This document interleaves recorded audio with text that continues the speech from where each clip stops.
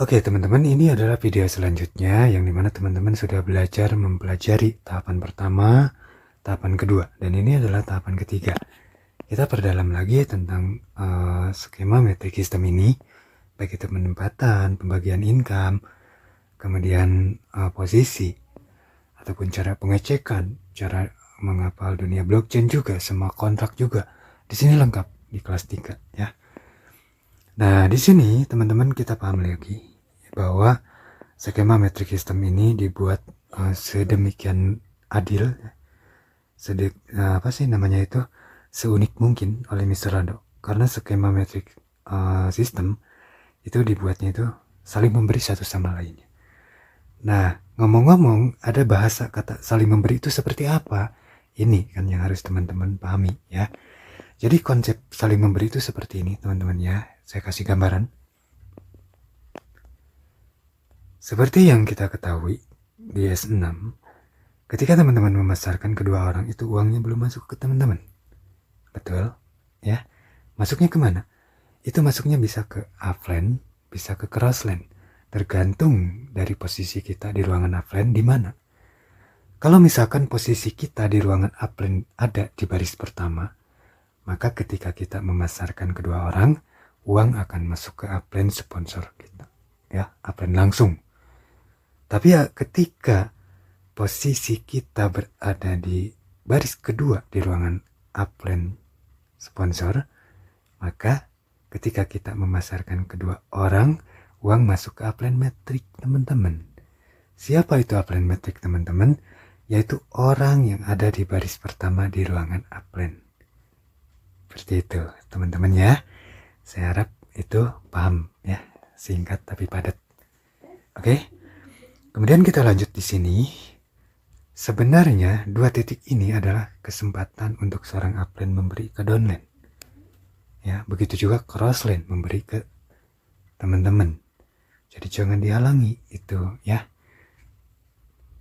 Oke, jadi gini. Misalkan nih suka ada kejadian saya belum masarkan kok sudah sudah nyala, bahkan sudah dapat limpahan dolar. Dari mana? Ya dari sini teman-teman ya, dengan adanya ini. Itu bisa aja terbantu oleh upline seperti yang tadi digambarkan ya, bisa juga terbantu oleh crossline. Contohnya gini, kalau digambarkan ya. Nih, misalkan teman-teman di sini. Oke. Kemudian saya masarkan. Nih, maka itu jadi limpahan ke sini. Gitu. Di saat dua titik ini aktif, mereka memasarkan lagi. Kan seperti ini. Ya. Kalau dalam metrik itu seperti ini. Di saat orang ini masarkan, maka uang masuk ke sini. Nah, karena rumus metric system dia melangkah satu ID, teman-teman ya. Melangkah satu ID itu seperti apa? Nih, saya tarik lurus. Kalau ditarik lurus seperti ini, dari sini masuk ke sana. Jadi dia gitu, melewati yang ini dulu teman-teman. Dia dilewat. Jadi dari sini uangnya itu masuk ke sini. Maka di sini juga sama. Ini teman-teman, ini limpahan. Ketika dia masarkan dapat member, maka masuk ke sini. Kan melangkah satu. Ya, ini dilewat. Nah, itu kalau posisi di baris pertama. Bagaimana kalau posisi di baris kedua? Posisi teman-teman, misalkan ini sudah terisi ya. Nah, teman-teman di sini misalkan nempatinnya. Oke, siapa yang akan bantu teman-teman? Yang akan bantu teman-teman adalah dia. Ya. Seorang upline nggak akan pernah bisa bantu ke sini karena metric cuma 2 baris orbitnya. Ya, dia nggak akan pernah bisa bantu. Metric terputus tapi punya algoritma menyambung. Gitu, cuma dalam ininya terputus. Nah, si upline nggak akan pernah bisa bantu ke orang yang ada di baris kedua. Yang akan bisa bantu itu adalah upline metric. Siapa upline metric? Upline metric itu adalah yang ada di sini. Nempati baris pertama teman-teman. Itu adalah upline metric teman-teman. Ketika dia closing secara sistem seperti yang tadi. Teman-teman ya. Jadi dia closing 2 nih. 1, 2. Saya ganti warna. 1, 2. Ini konsepnya seperti yang tadi teman-teman, dia closing nih. Kesini kan. Nah maka itu jadi istilahnya jadi limpahan ke teman-teman ya, 2 titik ini ke sini ya.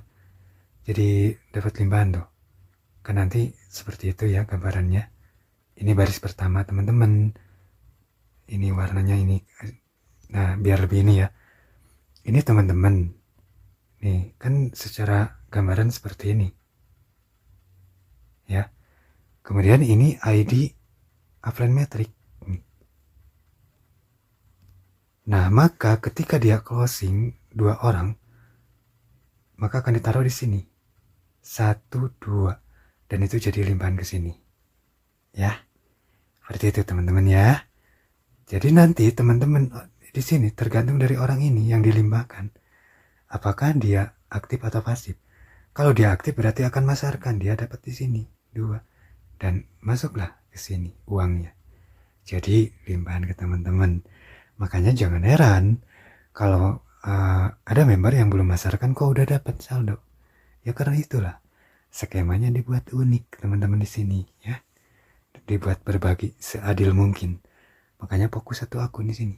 Jangan dihalangi nih 2 titik itu ya. Karena 2 titik itu adalah untuk pintu masuk untuk orang lain memberi ke kita. Gitu teman-teman ya. Jadi jangan dihalangi itu. Jangan dihalangi oleh akun teman-teman sendiri ya. Oke, itulah untuk di S6 ya, cara pembagiannya. Sangat sederhana sekali ya teman-teman. Kalau teman-teman sudah mengikuti video sebelumnya ya, pasti akan langsung paham, sekalipun juga itu video singkat. Nah kalau untuk di sini ini nggak usah dipaparkan ya, karena ini mah udah jelas ketika kita masarkan langsung kita dapat di sana, karena nggak ada limpahan-limpahan dari atasan itu nggak ada di sana ya.